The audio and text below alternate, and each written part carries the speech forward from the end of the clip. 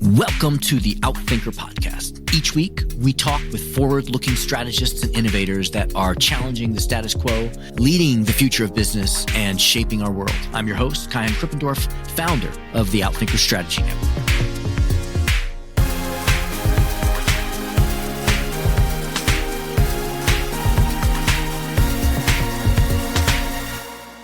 April Rinne is a change navigator, speaker, investor, and adventurer whose work and travels in more than 100 companies have given her a front row seat to a world in flux. She is one of the 50 leading female futurists in the world, a Harvard Law School graduate, a young global leader at the World Economic Forum, and a Fulbright Scholar. April is a trusted advisor to well-known startups and companies, financial institutions, nonprofits, think tanks, and governments worldwide. Earlier in her life, she was a global development executive, an international microfinance lawyer, and a hiking guide. She spent nearly 4 years traveling solo with a backpack and a shoestring budget to better understand how to help shape a more inclusive, equitable world. In this episode, she pulls from her latest book, Flux, 8 Superpowers for Thriving in Constant Change. She breaks down that we have entered an era of continuous rapid change that requires a flux mindset. 8 mental shifts that you need to make to thrive in a state of constant change, and why you should not try to run faster, but instead start learning to run slower. April Rinne. April, it is so great to have you here with us, especially now in this moment of flux that we're all experiencing. Thank you for taking the time to be here. Thank you so much. I'm delighted to join you all. Well, I'm excited to get into your work, especially your new book. But just to warm us up and get people to know you a little bit personally, I'd like to ask you the same question I ask all the guests on the show. If you really knew me, you know that. How would you complete that sentence for you? If you really know me, you know that I have a fierce independent streak. And actually, the more independent you let me be, the more likely I am to come back and keep coming back. Awesome. Yeah, it seems like that's a requisite for a thought leader, and we're glad that you do that. Now, this is a topic on strategy, and I definitely think that your work is related to strategy. I know that you came at it through other venues, but I ask this question of everyone. I never get the same answer. What is your definition of strategy? So my definition of strategy is being able to solve a problem or discover a solution to something you're grappling with. So it's a pretty broad definition. It's a way of seeing a problem or seeing a solution or seeing an endpoint, a sort of goal on the horizon. Yeah, I love that about strategy, because when you have strategy, it's suddenly something that seemed impossible is possible. Mm-hmm. Yep. So I get that you kind of take the mental view of strategy. So tell me, what got you interested in strategy? Yeah, so it's fascinating. I've been working on strategy as an advisor to startups and governments and so on, lots of different kinds of organizations for years. So I'm no stranger to strategy. But what started to get really interesting for me was that I kept seeing organizations across the board struggle with strategy. And meanwhile, I'm sort of peeling back the layers of this concept of change and how we relate to change and how we think about change and talk about it and what we believe about it and all of that, and developing this concept of what I call a flux mindset. And I started realizing, my goodness, we get our relationship backwards in terms of we are so focused on setting strategy and achieving strategy and delivering on strategy and all of that. But we're not paying attention to the mindset, the state of mind that we bring to the table that shapes and conditions and filters any strategy we're trying to develop, much less execute on. And you talk about flux as a mindset. Could you explain that? What do you mean by flux?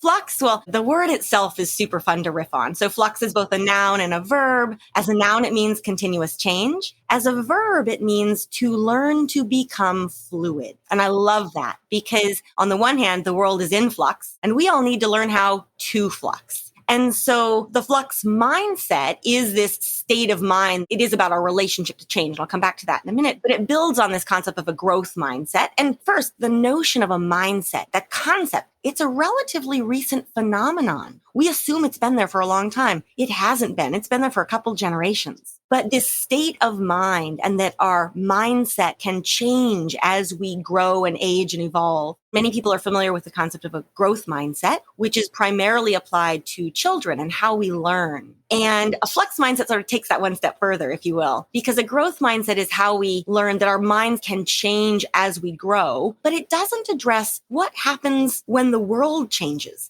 How do we respond and relate and adapt and deal with change itself? So it's sort of additive in that regard. Let's apply that then to a strategist inside an organization. Why does a strategist need to get their head around and build their awareness about a flux mindset? We focus so much on strategy and sort of what we're going to do in the external world. But all too often, we fail to realize that every single strategy we set, every single investment we make, every decision we take is fundamentally shaped by our mindset. So just consider this. Do you see change from a place of hope or fear? That's not strategy. That's mindset. But depending on what your answer is, your strategy is likely going to be different. So that one question, we could apply it to any sector, to any team, to any point in time, and it gets really rich really fast. I can understand how a person has a mindset. Can an organization or a sector or a community also have a mindset? Great question. And one of the things I will admit I love about the concept of flux is that it is scale-free or fractal. These days I can sort of say, hey, what aspect of your life is in flux? And everyone's like, all of it. But we can also think about, so our lives are in flux, our schedules are in flux, organizations are in flux big time. Also, though, climate is in flux, financial markets may be in flux, democracy may be in flux. I mean, you can zoom out or in as much as you'd like. So back to organizations, absolutely. Organizations are in flux, but organizations can also develop flux mindsets if we think about organizations as groups of people. This is a key part. Where it comes up most is just around organizational culture and the values that ground organizations. Another way that I like to phrase this sometimes, and it's more of a meta question, but what makes you, you, even when everything else changes? If you can answer that question, you've got the seeds of a flux mindset, but for an organization as well. And so it comes up in terms of values, culture, that sort of thing. And again, plays out in many ways. Yeah, I love that because Peter Drucker said strategy is the answer to the question of what business are you in, which I think is very much of who are we as an organization. So tell me, is flux, hey, we're experiencing flux and then we'll get to a stable state and then we'll have another experience of flux and we'll get to a stable state, or is it different?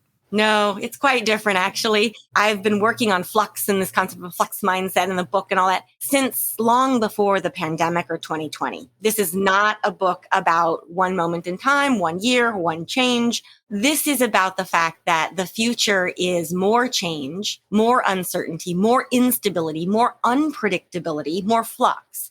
And one of the ways I really like to frame it is you hear people talking about the new normal or the now normal or the never normal or whatever. All of those are valid. This is really about the fact that there is no steady state now. There is no necessarily an end game where there's one change, you're going to react to it, and then we'll be done.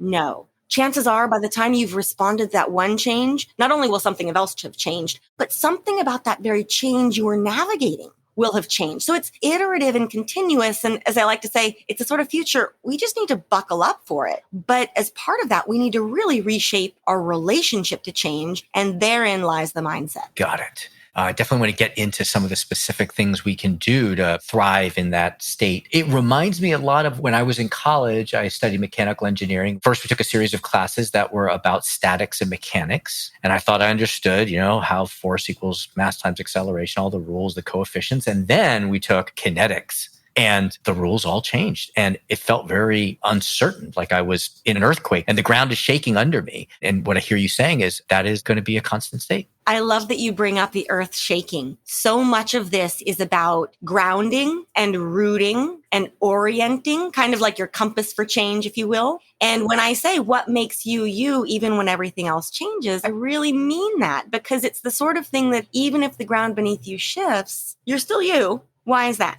And I know that sounds a bit meta, but it's the kind of question I think the last 12 to 18 months have forced a lot of people to ask that kind of question more, but we're still not very good at it. And I would say that most people still don't have a clear answer. Got it. Now, one of the things that you say is that when I think of change, I got to run faster, got to get to the next thing. And you talk about running slower. Can you tell us what you mean by that? Yeah. So run slower is one of the 8 Flux superpowers. And what it says is that in a faster paced world, the way we're going to thrive is if we learn to slow our own pace. And so this is related to themes of burnout, anxiety, productivity as well. Back to the why. Being productive is not in itself a good thing. It depends on what you're being productive for. And what we're struggling with right now, individually and societally, is that typically when change hits or when the pace of change increases, society tells us that what do? We're supposed to run faster and keep up and just keep up and just keep up. As a futurist, I'm looking at this saying, okay, we know that the pace of change is quickening as far as we can tell, that the pace of change has never been as fast as it is today, and yet will likely never again be this slow. You let that sink in and it's both exciting and terrifying.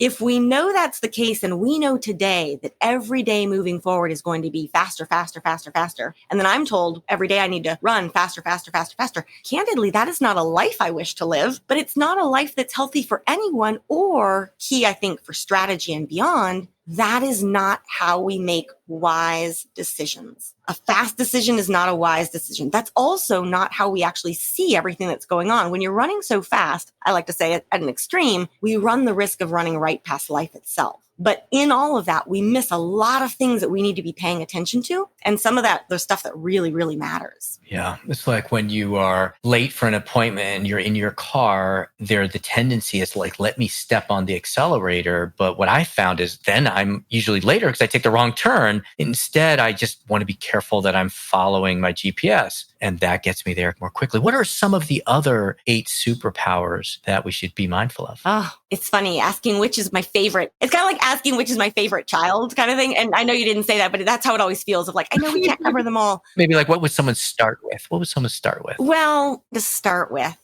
I think though for strategy, let's just go ahead and dig right in there. They're not sequential. You don't have to do 1 before 2 or anything. But the one that comes after Run Slower in the book is called See What's Invisible. And that says that when the future looks uncertain or blurry, that we need to focus not on what's visible and right front and center, but what is invisible, what is on the periphery, what is on the edges. And I think therein with strategy, you think about, what does society tell us? Focus on what's straight ahead, focus on what's in the middle, focus on where your market is heading. Then think about innovation. Think about new ideas, new discoveries, like radically new ways of being and thinking and doing. They're on the edges. They're on the periphery. And what's interesting, and not to get, again, too meta, but our peripheral vision as humans today, literally and figuratively, is very, very poor. It is far poorer than our ancestors. And that's one of those skills we kind of need to uncover and rediscover and harness and start using much more deliberately. Interesting. Why is that? Do you know? Well, it has to do with technology, not surprisingly, that if you think about, and I'm talking here, back in human history, when we needed to scan the entire landscape to see what was there, where we needed to go, what we needed to catch, where danger might be lurking, we were looking everywhere all the time.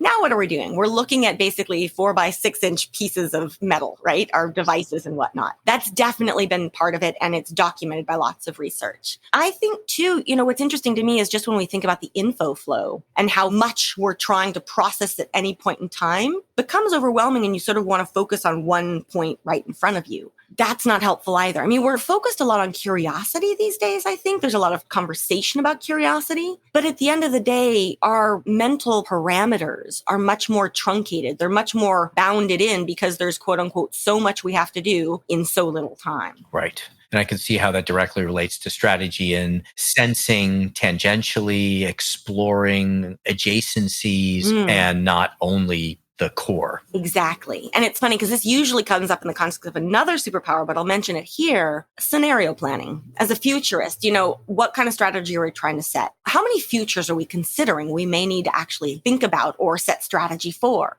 right? We think of strategy, in my experience, often it's not that it's monolithic, but there is a strategy. As opposed to, have you thought about the many different potential scenarios, potential possible futures that we could need a strategy for? Those are typically on the periphery, but what's interesting, this is not lost on me for a minute. The last year was not really the strategy many people were planning for. And yet... We've been talking about the 2020 strategy for decades, right? Exactly. Didn't plan this. Yeah. And so that's a really good example of it's always been on our radar, but we shoved it to the periphery and we didn't pay attention. We downplayed the possibility of a pandemic, the impact, magnitude, all of it. And then boom. What was quote unquote invisible suddenly became very visible. And we realized how long we hadn't reckoned with it. And not only how much danger it presented, I'm really looking at this from what is invisible. There is invisible value all around us. There is invisible opportunity all around us. There are invisible avenues to pursue. There's invisible talent, labor.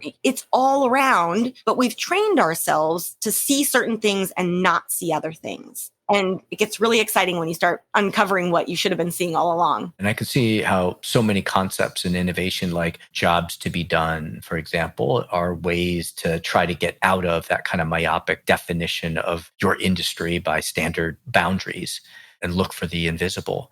What do people usually get wrong? Oh, my goodness. Gosh.